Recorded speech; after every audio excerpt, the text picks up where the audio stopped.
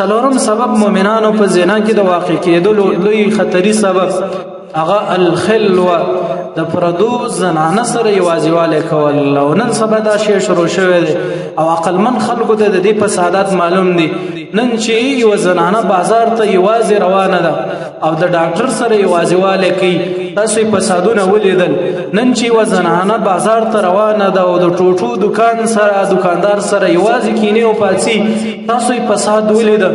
نن چې یو زنانه بازار ته روانه ده د لوف او نور سنگار دکاندارانو سره یوازې کینی او پاتې، دا هغه فسادات او نقصانات تاسو ولیدل. ځکه محمد صلی الله علیه وسلم موږ منع کړی دی نه. په صحیحانو کې حدیث دی د ابو هريره رضی الله تعالی عنہ، رسول الله فرمایي چې لا يخلون امرأه، یو زنانه چې دا دی ایوازیواله نه کوي د یو سړي سره. فقام رجل، یو سړی پاتې دی، یا رسول الله زما زنانه حج ته روانه ده او ما ځان په پلاني غزوه کې لیکړی او پلاني جنگ او جهاد کې ملي کړی دی. رسول الله ورته و فرمایل چې لاړ شو د خپل بیبي او د اهل سره د حج وکړه. تاسو ګورئ هغه عبادت د پاره روانه ده، بندګۍ د پاره روانه ده. رسول الله صلی الله علیه وسلم واپس کوي. ذکر رسول الله فرمایي لا يخلون امرأ برجل الا كان ثالثهما الشیطان. و یو زنانه چې دا د پردي سړي سره نه یو ځای کیږي مگر دریم د دین شیطان وي. مؤمنانو په دې کې احتیاط کول پکار دي. صحابه په دومره احتیاط کو. عباده ابن صامت بدری صحابي دی، په آخر عمر کې بوډا شوی دی او صحابه ته نصيحت کوي، ورته وایي چې تاسو ما ګورئ بوډا شوی، پاسېدل مې په سختۍ باندې دي، اډوکې مې رپېږي او داسې ډوډۍ خورم چې په اوبو او ترکاري کې لمده کم، داسې وچه ډوډۍ خوړلی هم نشم ځکه غاښونه او هر څه مې لیدلي دي. ولیکن زه اوس هم یېرېږم د دې نه چې زه د یو پردۍ زنانه سره خلوت وکړم، یوازېوالی وکړم.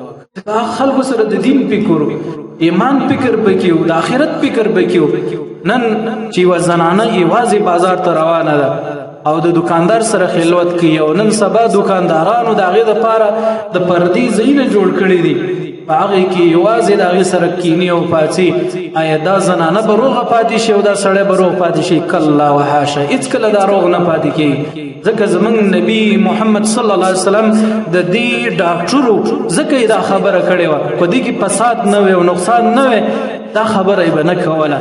عمر بن عبدالعزیز میمون ته ویلی چې ای میمونه، زه تا ته یو وصیت کوم او نصیحت درته کوم، دا یاد وساته. هغه وصیت څه وایي؟ دا خبره زما یاد وساته چې هېڅکله د پردۍ زنانه سره مه یوازې کېږه. وایي اگر کو ستا نه به ستا ته وایي چې زه دې زنانه ته قرآن ښیم، خو بیا هم ورسره مه یوازې کېږه. دا خبره زما واوره چې د پردۍ زنانه سره به هېڅکله یوازېوالی نه کېږي. ځکه انسان داسې دی چې په هغې کې خواهش دی، میلان دی، شیطان ورسره دی. دا شیطان د سلفو به ویلې، دا خبره به کوله چې زه دا نه خوښوم چې زه دې یو توره زنانه سره او بدرنګه زنانه سره او لیونۍ زنانه سره او ګډې وډې زنانه سره یوازې شم، هغه دې بوډۍ وي، کمزوري. ځکه ما امنتو علی نفسي، زه په خپل نفس باندې په امن کې نه یم. داسې نه چې په دې کې واقع نشي. سعید ابن مسیب رحمه الله به ویل چې تاسو د زنانو سره یوازېوالی مه کوئ. وایي شیطان د دې نه امیده شوی دی چې یو انسان باندې د غیر الله عبادت او بندگی وکړي، ولیکن دا یوه لار د شیطان دپاره پاتې ده چې د زنانو د طرف نه دې ته راتاو شي. ډېر خلک وي، تاسو وګورئ، دیندار هم وي، علما هم وي، صالح هم وي، سپینګیري وي، حاجي صاحبان وي، او چې کله د دې فتنې سره یوازې شي بیا د هغې فساد او نقصانات تاسو لیدلي. ځکه محمد صلی الله علیه وسلم فرمایي ما ترکت من بعد فتنة اضر على الرجال من النساء. وای ما د ځان نه چې وروسته لویه فتنه ضرري چې د سړو دپاره پرې خستلې ده هغه زنانه دي. نن په کورونو کې خلک یوازېوالی کوي، ماما زوی یوازې راځي، د تره زوی یوازې راځي، دارنګې لیور یوازې کور ته راځي. نن په کورونو کې، په هسپتالونو کې، په بازارونو کې، حتی په سفرونو کې بس یوازې زنانه روان کړي او محرم ورسره نه وي. تاسو وګورئ نن زموږ ژوند زندگی معاشره وګورئ چې دا څنګه ده. آیا دا د شریعت مطابق ده او نه د شریعت نه په خلاف باندې روانه ده؟ په کور کې به خاوند نه وي ولیکن لیور به وي، بل څوک به وي، هلته به زنانه یوازې وي. دا شریعت موږ منع کړي دی. رسول الله صلی الله علیه وسلم فرمایلی ایاکم والدخول علی النساء، اے مؤمنانو ځان وساتئ په زنانو باندې مه داخلېږئ. یو سړی پاڅېد یا رسول الله افرأیت الحمو، د خپلوانو خبر راکړه، د ورور خبر راکړه، دارنګه د تر زوی خبر راکړه، د ماما زوی خبر راکړه. امام نووي رحمه الله فرمایي چې هم ټول نږدې خپلوانو ته ویلی شي. رسول الله ورته وفرمایل چې الهم والموت، دینه به داسې ځان ساتي لکه څنګه چې انسان د مرګ نه ځان ساتي. اختلاط د زنانو سره د کبیره ګناه ده، د شریعت مخالفت دی.